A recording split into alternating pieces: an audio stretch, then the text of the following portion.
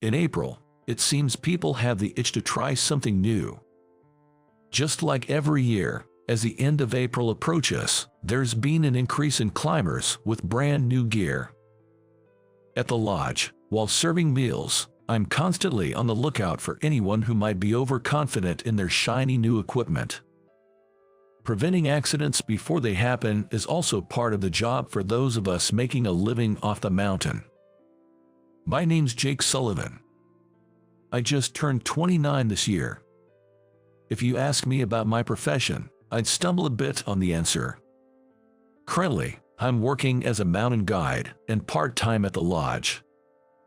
I stay in the US working these part-time jobs, and once I've saved up enough, I set out to conquer mountains overseas. Mountaineering is expensive, and things like permits can be a hassle, so I can't always jump right into it. It's especially tough for a broke climber like me. But a job with a goal in mind doesn't feel like a burden. This season, being able to live and entrust myself to the wilderness is my ideal environment. Today is the last Saturday of April, and many people are heading into a long weekend. The lodge is bustling. There are plenty of regulars. But there was one woman who clearly stood out. She seemed to have depleted quite a bit of energy to get here. Her pale complexion didn't strike me as that of a frequent mountain goer. She was panting and carefully settled herself down at a corner in front of the lodge, so as not to get in the way of others.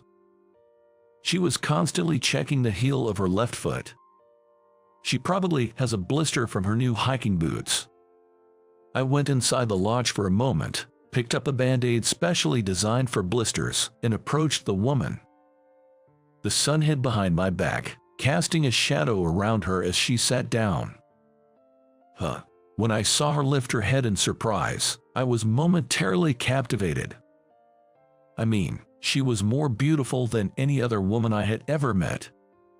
I'm not sure how to explain it, but she had a sort of translucent, fragile beauty. Her long jet black hair was tied up with a hair tie, but it shone brilliantly. "Excuse me, aren't you getting a blister? Here, take this." As I offered her a plaster, she looked at me suspiciously. She seemed to be on guard, being approached by a big guy on top of a mountain. I explained that I was a mountain guide and also worked part-time at a mountain hut. With this, her tension eased a bit. "Thank you." In a small voice, she accepted the plaster. All the while, I couldn't help but look at her gear. It all seemed brand new, like this was her first time hiking. "How far are you planning to go?" I casually asked her as she took off her hiking boots and lowered her socks to check her heel. It was already past noon. If she aimed for the summit from here, she would end up walking back in the dark, which could be dangerous. Ideally, I wanted her to turn back here or aim for the summit tomorrow morning. Despite my hopes, she told me that she intended to reach the summit. Fog was starting to hang around the summit. Mountain weather can change quickly. Even if you aim for the summit now, it will be dark by the time you descend. There's fog coming in as well. Wouldn't it be better to give up for today and aim for the summit tomorrow morning after spending the night at the hut? On hearing my words, she frowned in discomfort. She seemed to dislike being instructed by others. But this was a matter of life, and I wasn't ready to back down just yet. If she got lost and the colleagues who went to rescue her got into trouble, I couldn't bear the thought. "I appreciate your concern, but I have my own plans. I find it uncomfortable to be directed by a stranger like you." Contrary to her delicate and seemingly quiet appearance, she clearly voiced her opinion. I was a little surprised by this unexpected gap. Casting a glance at me, she quickly started to pack her things. She seemed to want to leave here as soon as possible. "Hold on a minute, are you really going?" She ignored my hurried words. It looked like it was going to be difficult to stop her. I quickly called out to the boss of the mountain hut, explaining that a potentially dangerous guest was going up and I was going to accompany her. He quickly gave the go-ahead, so I grabbed my always-ready backpack and followed her. Soon, I could see her brand-new backpack. Thinking she might dislike it if I got too close, I kept my distance while watching her clumsy hike. Just as I expected, her pace was slow.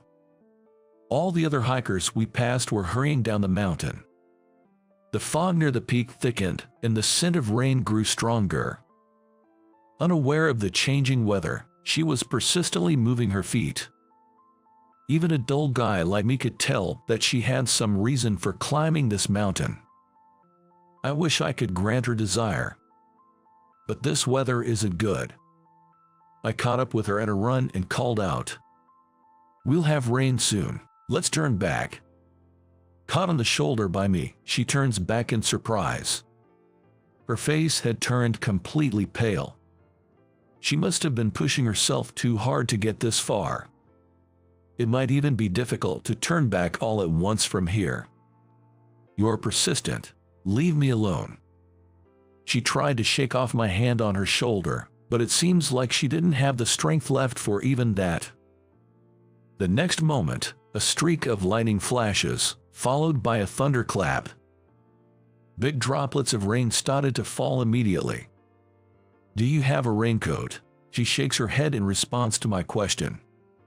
I was a little annoyed at whatever sports store she had gotten her gear from.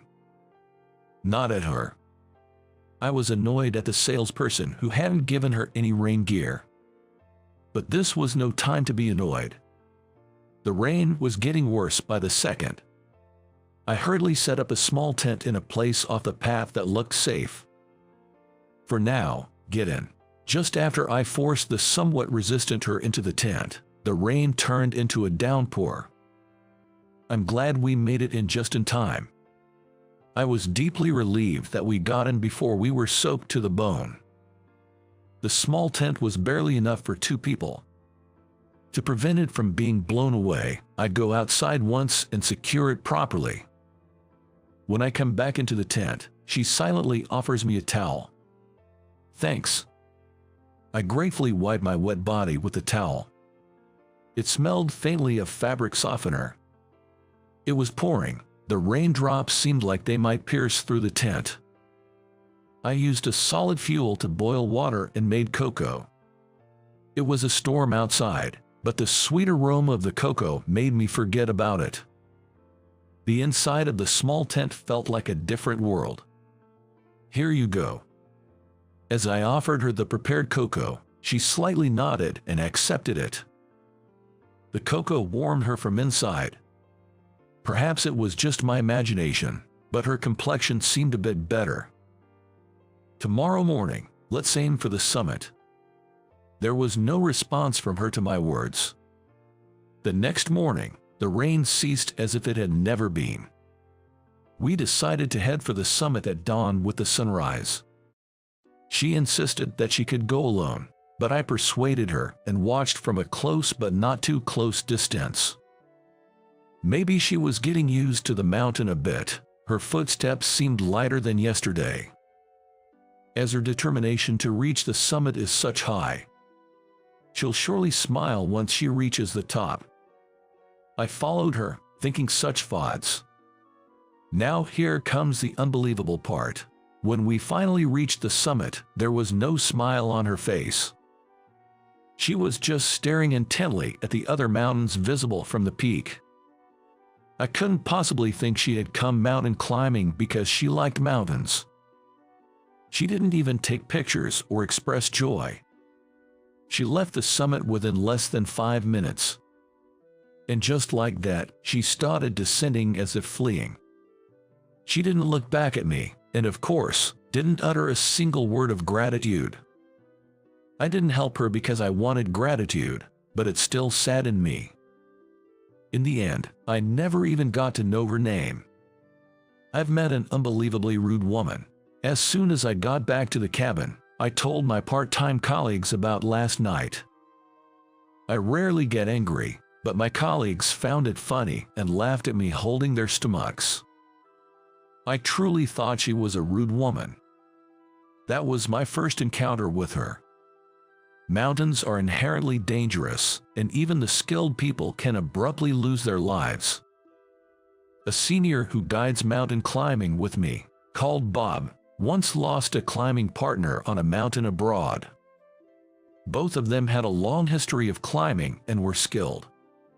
"It's sudden," Bob chuckled bitterly. Today was the 3rd anniversary of his climbing partner's death. He asked me to accompany him to pay respects, so I went with him to buy incense and flowers for the deceased's grave. The destination was a well-kept cemetery. In one corner of the cemetery, I saw a figure praying ardently in front of the tombstone. As we approached, the figure quickly stood up. "What? It's the rude woman I met on the mountain the other day." In my astonishment, the truth slipped out of my mouth. Suddenly, Bob reached out and covered my mouth. "Bob, you remembered my husband's 3rd-year anniversary, didn't you?" she quietly said. I could feel a tense energy radiating from Bob, who stood next to me. Bob is usually a bright individual and always positive. He never feels out of place and is kind to everyone. Seeing such a person so tensed up, I was taken aback. "There's no way I could forget, Laura," Bob managed to squeeze out. "It seems like she is Laura, the wife of his late climbing partner. That he would address her by her first name. They must have been close in the past. But now, there's a cold wind blowing between the two." Laura stared at Bob with icy eyes. "Did you climb the mountain? Did you get to like it a bit?" Bob asked after a moment of silence. Probably he couldn't withstand Laura's cold gaze and silence any longer. "No, not at all. I despise it even more. I just can't understand people who climb mountains," Laura said, her lips twisted in disdain. It seemed as if she was choosing her words to hurt Bob. "Laura, do you hate me?" "What, you're asking the obvious. Of course, I hate both the mountain and you." Leaving these harsh words behind, Laura walked away. After she left, Bob just crumbled and sat down on the spot. That night, I went out for drinks with Bob. I was worried about letting him go home alone. He rarely got drunk, but that night, he was terribly inebriated. Again and again, he mumbled words of apology to Laura in a groaning voice. I have never seen Bob like this before. It almost made me hate Laura, who was pushing him to this point. By the time I managed to get him into his apartment, the sky was already beginning to lighten. The next day, Bob was back to his usual self. Looking a little shy, he apologized for his behavior the night before, saying, "Sorry about that." All I could muster was, "It's okay." Once I returned to the mountains, I diligently continued my work. By the time the tourist season was ending, I could see the prospects of securing funds for my next climbing expedition. I was considering trying to climb Denali in Alaska. That's what I had been thinking about all this time. Of course, I didn't have such a conceited idea that I could conquer it in one go. I am merely a challenger. I intend to challenge it as many times as it takes. Upon hearing this, my longtime friend, Steve, offered to support me. He is looking for companies that could provide financial support. The reason I had come down from the mountains to return to the city after such a long time was because I received a message from him saying that he had found a company likely to provide funding. It happened to be a time when preparations that couldn't be done in the mountains, like gathering equipment and submitting applications, had been piling up. I borrowed a suit, something I was not accustomed to wearing, from Steve and got myself reasonably dressed. I told him that I should be fine in my usual outfit, but Steve told me, "It's a big corporation." The place he took me to was the headquarters of a large company that even I, being disconnected from the world, knew about. The massive building was overwhelming. From the entrance, you could see business people in suits going in and out, looking very busy. I couldn't believe that Steve had managed to rope in such a big company. I followed him into the building's entrance. The lobby at the end of the bright, open atrium seemed to reflect a positive and open corporate culture. While Steve was confirming our appointment at the reception counter, I absent-mindedly stared into the lobby. Right in the center of the lobby, they were in the process of refreshing the flowers in a large vase. Is that? There she was, Laura. She was arranging flowers in front of the large vase with certainty. Her profile looked very serious. I looked around to see if there was any other staff, but there was no one. Noticing my gaze, Laura stopped arranging the flowers and looked over. I involuntarily shuddered. Narrowing her eyes slightly, she confirmed it was me, and without hesitation, started walking towards me. I panicked at her approach. I thought she might throw harsh words at me again. I had an important presentation coming up. It would be disastrous if my spirit broke at a time like this. But there was nowhere for me to escape. I closed my eyes tightly and repeated a soothing mantra. I even prayed that she had mistaken me for someone else. I didn't get your name before. I have something I need to apologize to you for. I opened my eyes wide in response to her unexpected words. There in front of me was the face of the woman I'd been smitten with that day.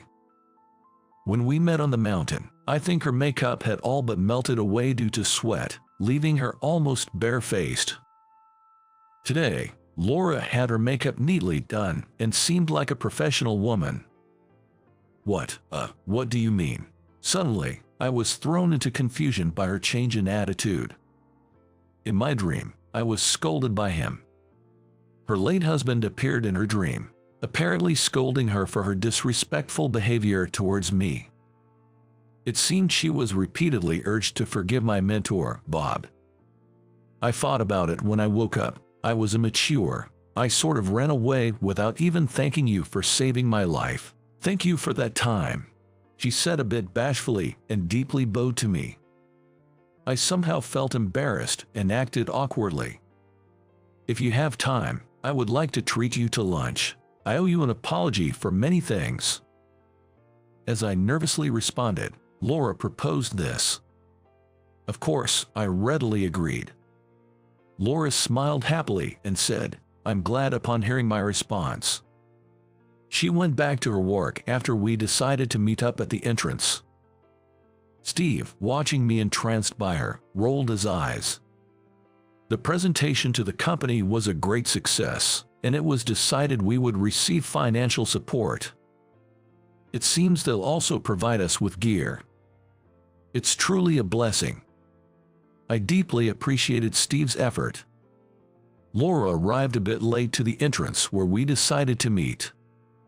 I'm sorry, I was tied up with some work stuff.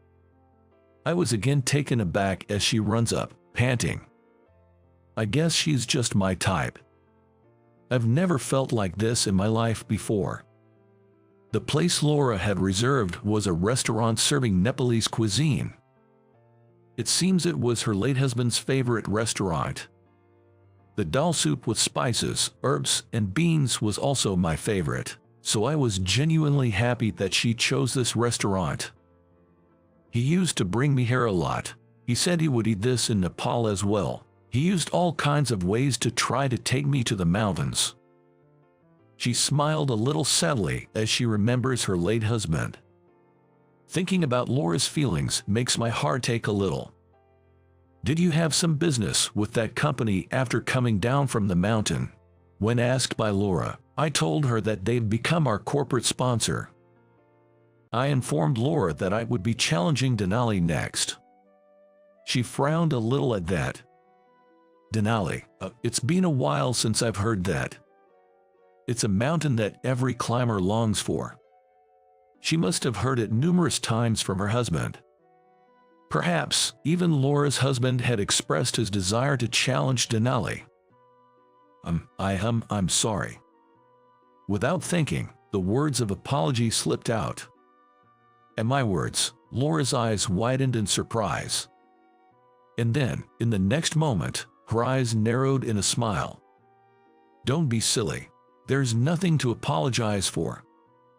With a tone like she was talking to a child, I found myself feeling somewhat diminished.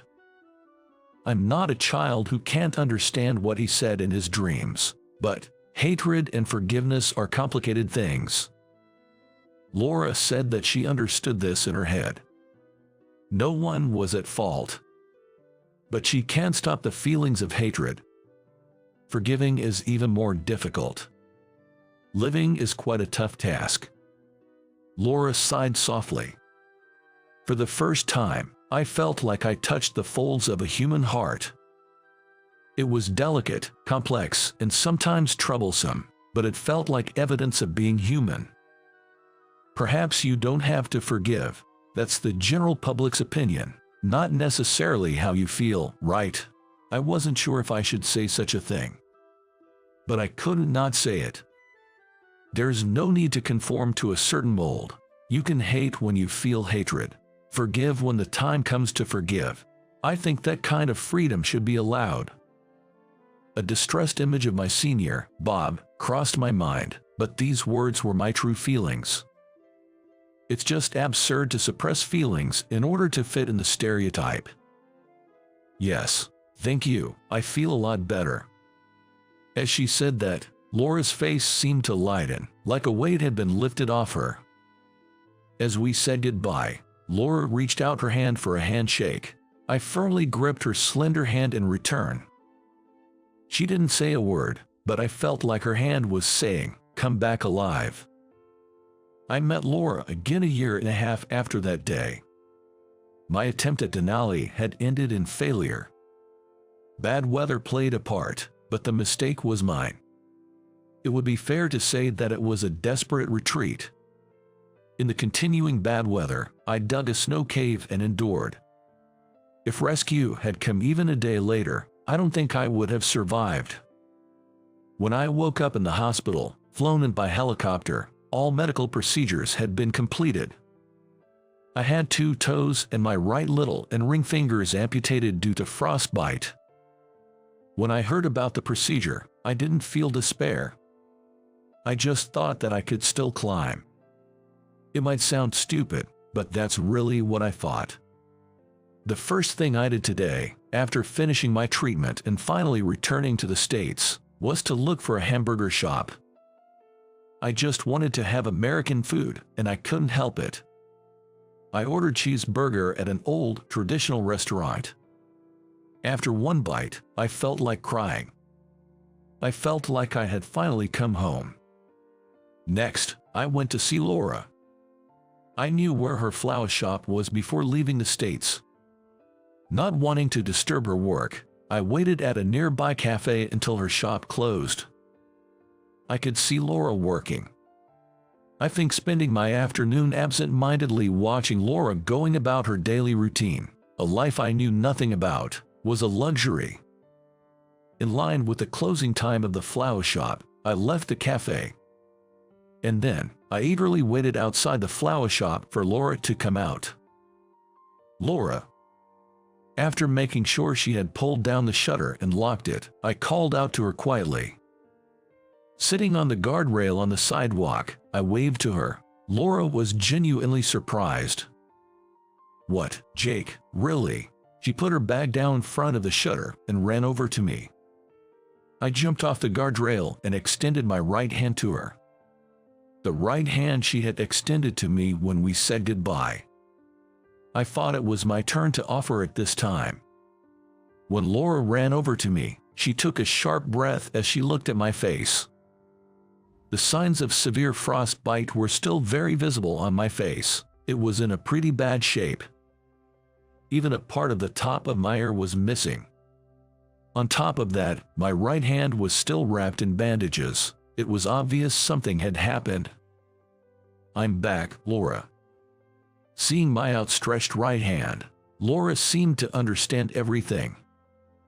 Her face crumpled and she looked down. She probably remembered her late husband. I'm back. I say it one more time, looking into her face and smiling. There's no reason for you to say I'm back to me, Laura says that, batting away my right hand. Her voice trembles slightly. I know it's selfish, but I think the reason I survived and came back was because I felt like I had to say I'm home to you. Inside the snow cave, each time I felt like I was losing consciousness, I remembered Laura's face as she arranged flowers with such concentration. Even about the first time we met on the mountain. Again and again, I kept remembering Laura.